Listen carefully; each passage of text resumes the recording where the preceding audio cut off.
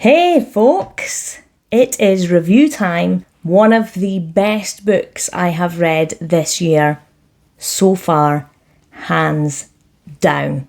It is a good one. I'm Kirsten and this is my book corner, your one-stop shop for book reviews, book lists and cheeky recommendations. Quick shout out to you guys who have subscribed to the channel. It means so much. I know that my channel is teeny tiny and that I still have a lot to learn about what the hell good content looks like. I'm literally just sat here waffling rubbish for 10 or 15 minutes every couple of days. So the fact that you have put a little bit of faith in me and tapped that button genuinely does mean loads. So thank you so much. I really appreciate it.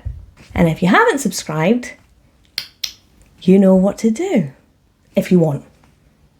I will not hunt you down if you don't press the button, don't worry. Anywho, before we get on with the show, let's do what we usually do and make sure we're comfy. Pull up a chair, get yourself a drinky. I'm still on my water kick at the moment, trying to be healthier and all that jazz. It's not stopping me eating crisps though, is it? Anywho, cheers. Let's get on with it, shall we?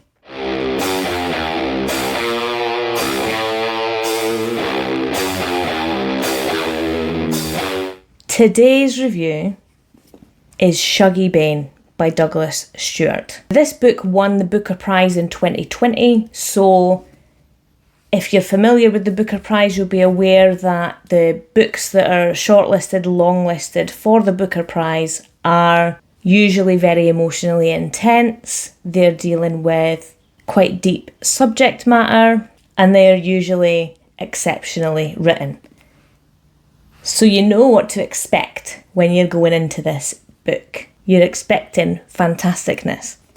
And that is literally what I got. Oh, this was a 5-star read for me. I'm just going to tell you now. I'm not going to leave it to the end. 5 stars from start to finish. And it's probably actually classed as historical fiction now. It's set in the 1980s in Glasgow. But now thinking about it, the 1980s was over 40 years ago.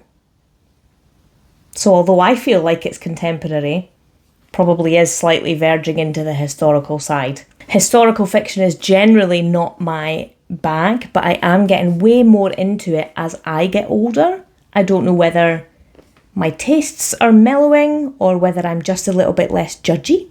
Seeing a book in the historical fiction aisle does not scare me anymore. Anywho, Shuggie Bain is our main character. This book takes place in his childhood, which as I mentioned is Glasgow in the 1980s. Shuggie's home life is chaotic, to say the least. His character is so beautifully written that I genuinely just wanted to hug him. I wanted to show him love and I wanted to show him that things can be good. I also wanted to do the same with Agnes, who's Shuggie's mum.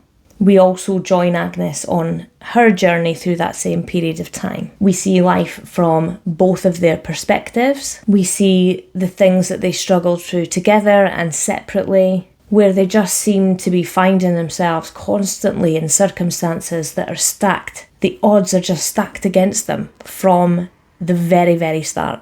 It's intense. It's really intense. Now, this is a spoiler-free channel, as you know. However, if you've read this, I would love to hear your thoughts on the character Eugene. I have some opinions, I have some thoughts, and I'd love to hear if anybody thinks he's as divisive as I do. Let me just say, I hate the man. The weird thing about this book is, it is a 5-star read, but I would never say that it is a fun read. I felt uncomfortable throughout. I felt like I was intruding in like the deepest, darkest parts of someone's life and mind, and that like I wasn't necessarily welcome, nor did I necessarily want to be there, if that makes sense. But that's the point. Glasgow in the 1980s was gritty and it was dark and you were dealing with a lot of poverty and a lot of strife at that time. But Douglas Stuart manages to describe this depth of poverty and despair in a really, really beautiful way. It was almost like haunting. Really, really well done. Now, this book deals with poverty, as I've mentioned. It deals with alcohol dependence. It explores sexuality, assault, various kinds of assault. So it's important that you go into this knowing that I'm talking about like really serious subjects, but I have like a group of people downstairs who will not shut up. And I wish I could say that they're not my people, but they are. My son, his girlfriend, and my brother are all downstairs, and they just won't stop talking. So if you hear noises or random talking in the background, it's them. But I can't be bothered waiting for them to finish. I'm not patient enough for that. So anywho, sorry, I digress. So yes, I would probably suggest that if you need to check out trigger warnings first, that you do that, because it does deal with some really, really gritty subjects. It does not shy away. I mean, I personally needed to put the book down for a couple of weeks when I was about a third of the way through, because it was feeling really intense and I was feeling really uncomfortable. That's the point of the book. And I'm really glad I came back to it, but I did need to take a teeny tiny break and read something a little bit more light. That is not to say that this book does not have the occasional moment of levity. There were some moments that I found hilarious. It could be, being from Scotland, I found a lot of the dialogue to be really, really funny because it is in a Glaswegian accent. Kind of similar to, if you've ever read The Secret Garden, the dialogue that's in like the Yorkshire dialect. This book has the Ouija. And whenever I read any of the dialogue, I heard it in a Ouija accent and it just made me laugh. The Scottish accent can sometimes make serious shit sound really funny. And the dialogue was perfect. I totally loved it. I was like right into it. There was another part that I couldn't help but laugh. So this isn't really a spoiler. It doesn't do anything to the story. It's just like giving you a little bit of a moment in time. It's describing the Provident man going around chapping on doors in this scheme and all the women hiding from him. Now, if you don't know what a Provident man is, so Provident was the name of a company that gave out like cash loans to people. They would come to your house. They would ask if you needed money. You'd say, aye, I need 100 quid. They would give you 100 quid. They would write in a book that they'd given you 100 quid.